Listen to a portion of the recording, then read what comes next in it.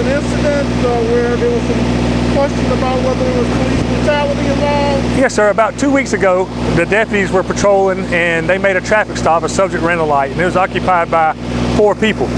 As officers approached the vehicle, they noticed some open containers of alcohol, to be specific, a whiskey bottle, and it was in the passenger side in the back. So as they were talking to them, they could smell marijuana coming from the car. So they started talking to the passenger who was in the front seat, and he exited the car, and when they patted him down, they found a small bag of marijuana, nothing really big, misdemeanor charge. But the guy in the back seat, he had a fully loaded gun with a bullet in the chamber. And he was in the back seat. So when officers spotted that, they took them out of the car. And for some reason, the first subject they got out of the car, he took off running and just fled down the road. To apprehend him, the officers deployed their taser. And when they did, he fell on one side of his face. So of course, we're real transparent at the sheriff's office. We want people to know what's going on. So the media wanted the mugshots of all 3 to do their news story. And even though he was bruised up and bandaged up, we still gave him the mugshot because we want people to know really what's going on. So the media displayed everything, did an excellent story, and then the community got in an uproar, and there's all kinds of rumors going around by a certain group saying that the deputies beat this subject.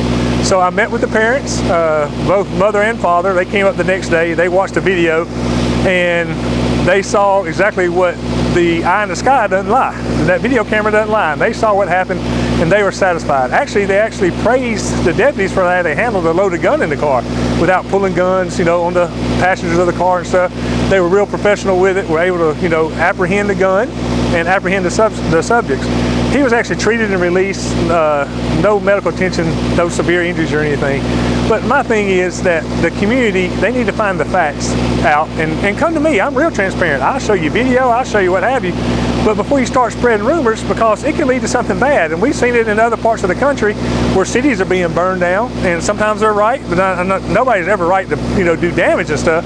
But I can understand some of their frustration. They had reasons to be frustrated.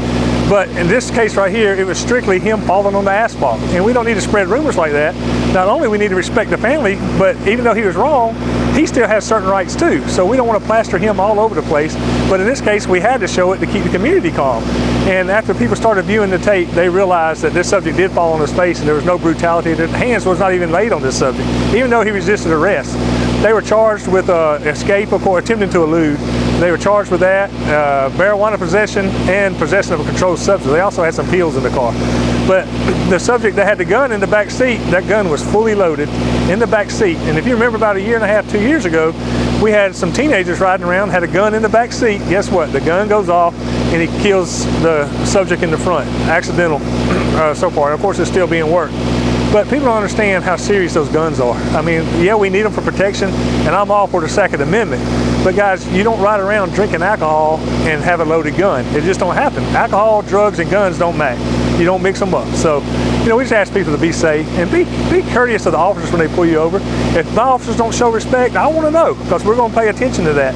But you earn that respect too. My officers need to earn respect by respecting you, but you need to respect them also. And if you notice on all these incidents that's going on across the country, the officers are actually called to that scene, just like the incident we had in the city the other day. The officers are called there. They're not looking for trouble like that. They don't want trouble. They would rather go home to their family unscathed that day. But sometimes you do run into stuff like that. But be careful. And another thing that's real dangerous too, when people in the neighborhood see incidents going on, they all want to come out to the streets. If gunfire erupts, a bullet doesn't have a name on it. So a stray bullet could actually strike somebody. Stay inside. Be the best witness you can. Video, that's fine. People need video because the video doesn't lie.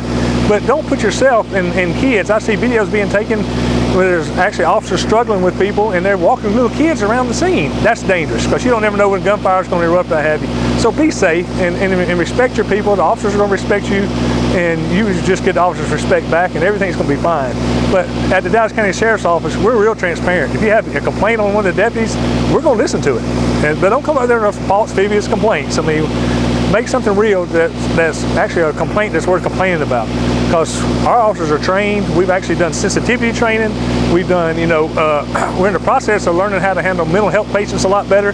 That's one thing we really don't have a lot of training in. They really don't train you in how to handle a mental health patient. And that's real big because some of them really do have mental problems and have to be handled a little different. So we're in the process of getting up to par on that. And we're continuously studying, trying to get, the best department we can put on the streets.